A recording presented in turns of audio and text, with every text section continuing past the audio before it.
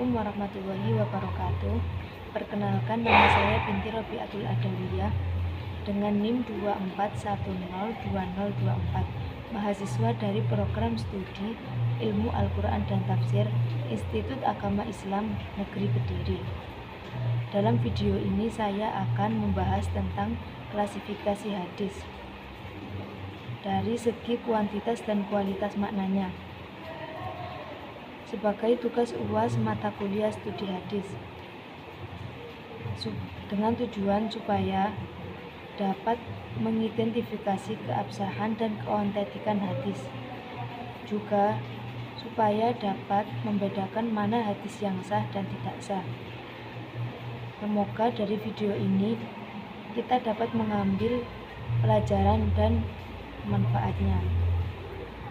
Pengklasifikasian hadis. Pengklasifikasian hadis dapat ditinjau dari berbagai segi, seperti pembagian hadis berdasarkan jumlah perawinya, berdasarkan kualitas sanad dan matanya, berdasarkan kedudukan dalam hujjah, berdasarkan persambungan sanadnya dan pihak yang disandarinya pada akhir sanad, serta berdasarkan penyandaran beritanya, yaitu kepada Allah Subhanahu wa Ta'ala dan Nabi Muhammad SAW.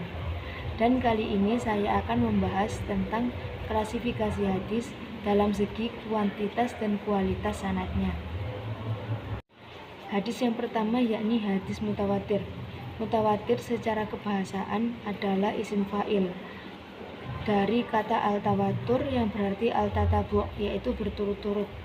Menurut istilah ulama hadis, mutawatir berarti ma rawahu adatun katsirun tuhilul adatu tuwafu'ahum alal kadzib.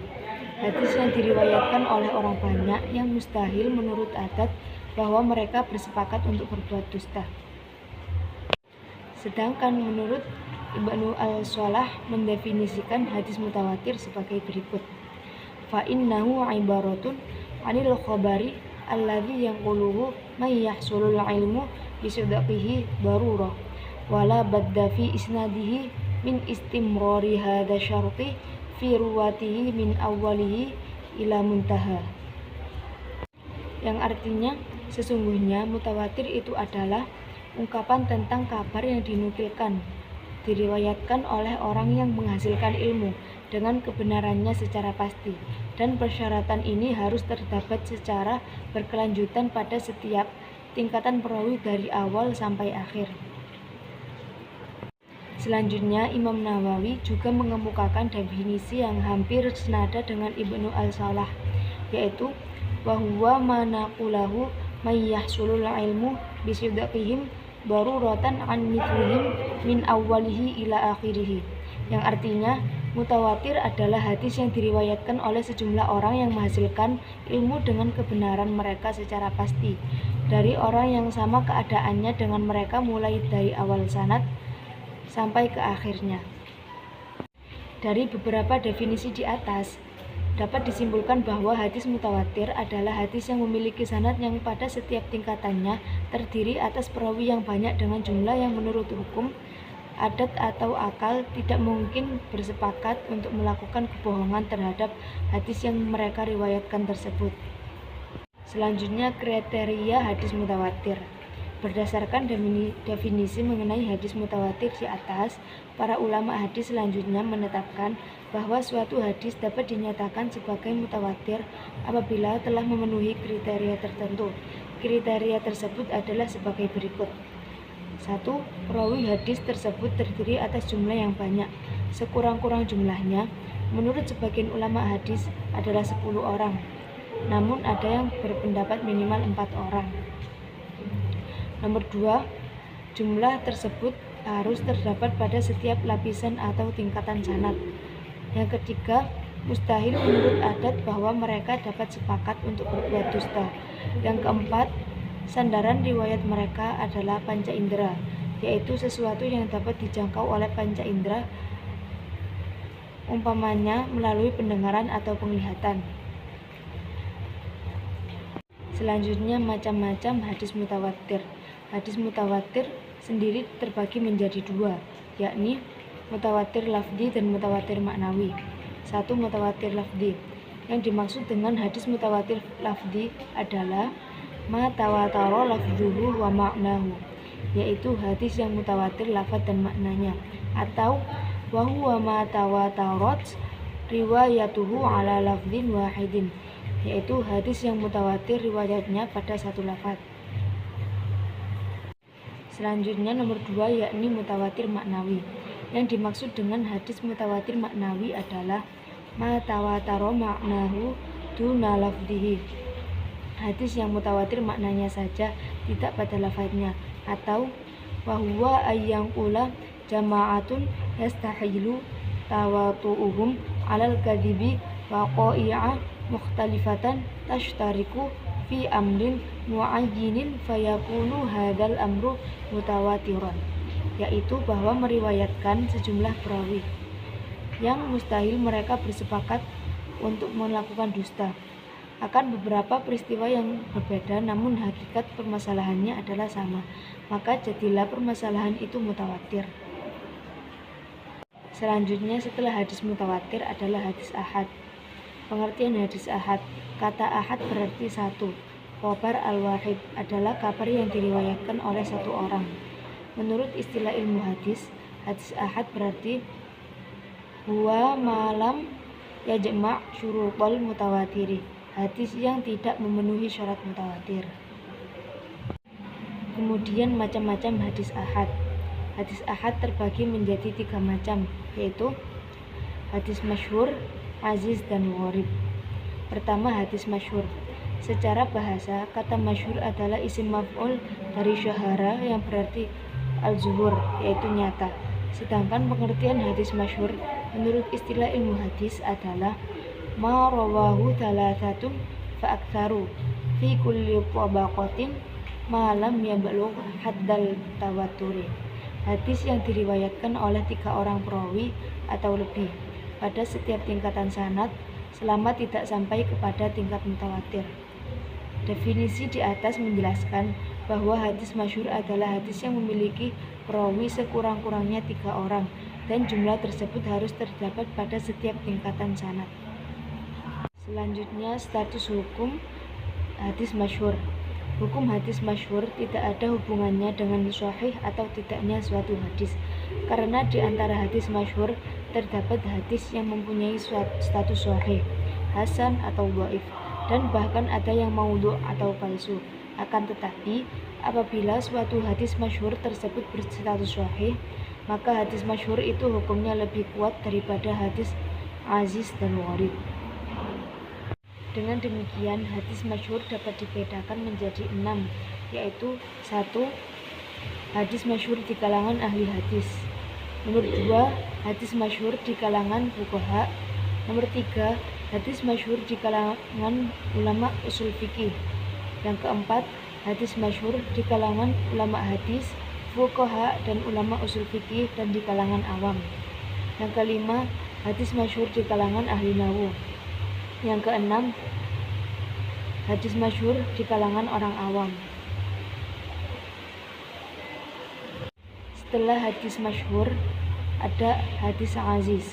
Aziz menurut bahasa adalah sifat mutasyabihat dari kata azza ya'izzu yang berarti qalla dan nadara, yaitu sedikit dan jarang, atau berasal dari kata azza ya'azzu yang berarti qawiyya dan ishtadda, yaitu kuat dan sangat.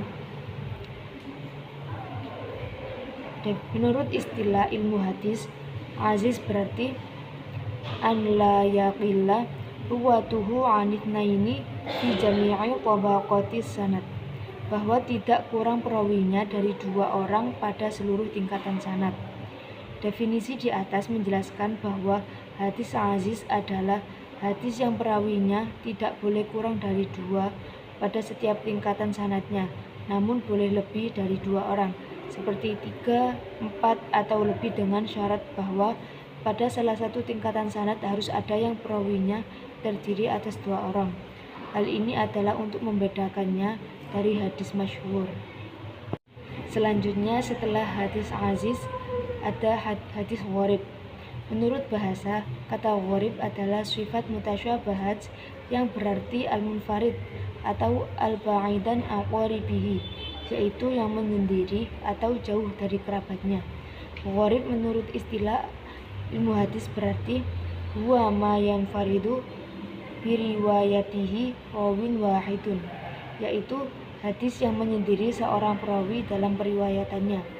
Dari definisi di atas, dapat disimpulkan bahwa setiap hadis yang diriwayatkan oleh seorang perawi, baik pada setiap tingkatan sanad atau pada sebagian tingkatan sanad dan bahkan mungkin hanya pada satu tingkatan sanad, maka hadis tersebut dinamakan hadis gharib. Pembagian hadis gharib, yakni hadis gharib terbagi dua, yaitu gharib mutlak dan gharib nisbi.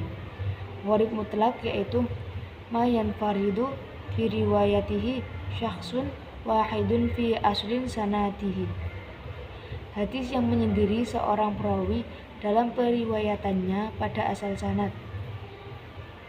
Dan gharib nisbi adalah huwa makanatil gharabatu fi athnai sanatihi, hadis yang terjadi gharib di pertengahan sanadnya.